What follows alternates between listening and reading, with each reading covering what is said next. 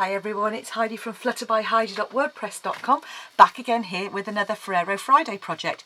And this time it's a Lindor shaped box. Those of you who eat Lindor will know it comes in this pretty angled box. So I've done a version that holds 2 Ferrero Rocher using the lovely DSP in the spring and summer catalogue with Sending Love suite, and you can see here the DSP is from that range as well. So it's quite it looks complicated, but actually it's quite straightforward once we get going. So to start off with, you're going to need your scorer, your trimmer, and you're going to need a piece of card that is 23 by 12.5 centimetres, 9 by 5 inches. And you're going to score, the short edge. Make sure it's nice and flat. And you're going to score the short edge at 1 centimetre, 4.5 centimetres, 8 centimetres, and 11.5 centimetres. So in inches, that's 1/2 inch, 1 3/4, 3 1/8, and 4 1/2. Then you're going to turn it and score the long edge at 2 centimetres. That's on the short side. Rotate it round. Then you're going to score at 9 centimetres, at 11 centimetres, and at 22, like so.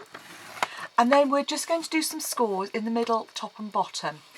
So you're going to line up, in inches, scoring the long at 3/4, 3 1/2, 4 1/4, 8 1/2. Then you're going to line up at 13 centimetres, that's 5 1/4, and you're going to score the very top section and the very bottom section, and this middle one just between the score lines, like so. Move it along to 20 centimetres, so it's 7 3/4, and do the same again. So the top, the bottom, and the middle section. So that's all we need our trimmer for. Pop that to one side. And then you're going to come in with your paper snips now. And we're looking at the section which has the wide piece here with just the score line. So not the one where we've done the middle score lines. And the first thing you're going to do is cut away these sections here.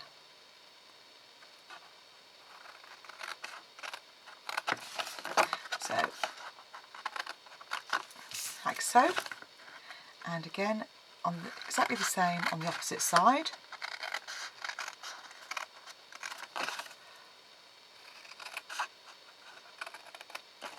Then you're going to just cut down to that score line that we made, and the same on the other side.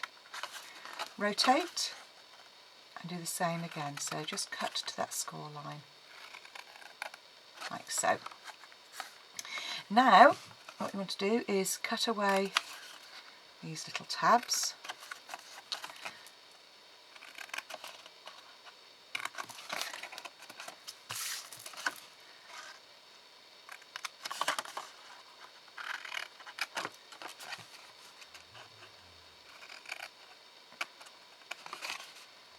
Like so.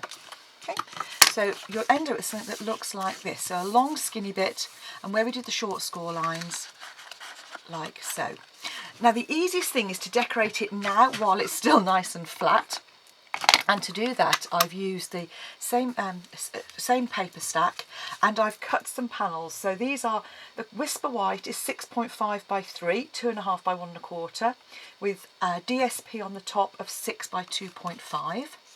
And I've cut 2 of those.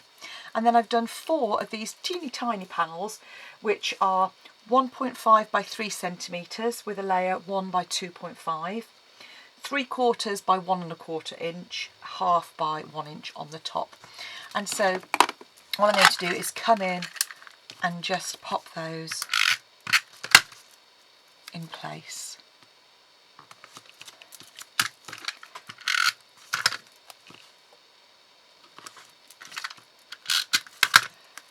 Like so.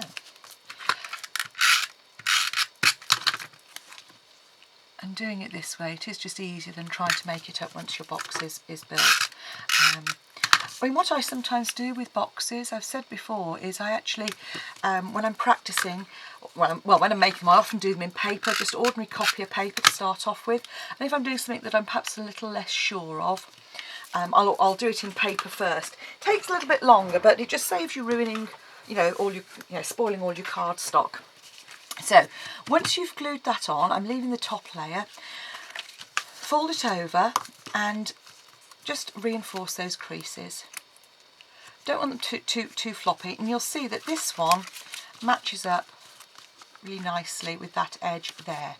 So tuck in your little edge. I'm going to come in with my fuse now, just because it's a box, so we're making something that we need a nice strong bond with, and just layer that on the top there. Okay. And that's our basic box. Fold those creases in, and the bottom one I'm actually going to glue into place. So just put some fuse and then fold that in and give it a good squeeze. Obviously you can come in with your bone folder and reinforce. Okay, and then you can see while that's open, that all we're going to do is just come in with our scissors, and not too closely, but just literally cut away for the shape of the box. Because Ferrero aren't particularly heavy, it works fine not to have any flaps. Then you do exactly the same on the top. So fold the lid in, and what I do is I just angle my scissors very slightly so you're not coming too close to that edge, so there's a slight overhang. And there's our box. All we need to do now is decorate our lid, and to do that I've got a layer of DSP, and that is 6.5 by 2.5, which I forgot to write down the inches, so that is about 2 3/4 by an inch, and a little layer of Whisper White, and I've just taken the hearts and ink all over me from the Sealed with Love stamp set, and I've just literally put those on there, a bit of real red ink, and then these are the heart embellishments, Sending Love embellishments, and you can see there's a whole range of flowers and little heart shapes that you can utilise there. And they sort of nest as well. So if you wanted, you could actually colour those with ink if you felt like it. And to attach those, I just used a little bit of fine tip glue, which I also seem to have misplaced.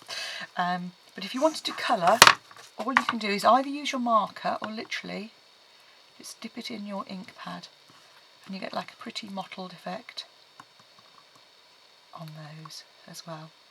Like so.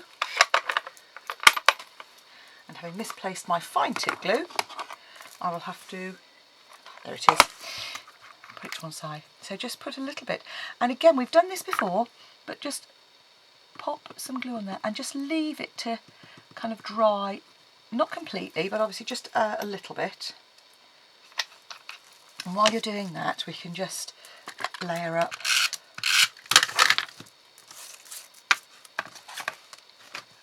our hearts on here,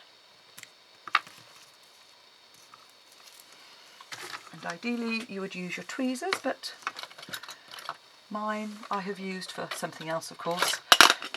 Perhaps I've used it for my current love, which is some silver clay, which I've been doing.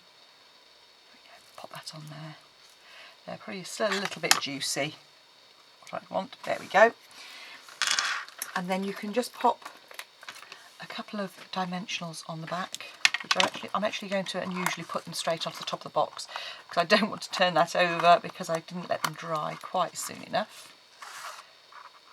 Pop a layer on the top there, and then all you need to do is grab a couple of Ferrero Rocher, pop pop your Ferrero in. You've noticed I'm trying to do this without tipping the lid up. There we go. And fold up. And there you have a little Ferrero Rocher Lindor shaped box to gift to somebody, to just say I love you or thank you, and hopefully they will appreciate it. Thanks for watching. Come back again soon if you want to. I'll probably do a version to take 3 Ferrero Rocher for a change and perhaps do some flaps as well. Take care then. Bye for now. Oh, and don't forget, shop online. If you want any Stampin' Up supplies, visit my Stampin' Up shop. Details are in the description bar below or on my blog, along with all the dimensions in both inches and centimetres, so you can easily refer to them. It just makes life a bit easier for you. Thanks for watching. Bye for now.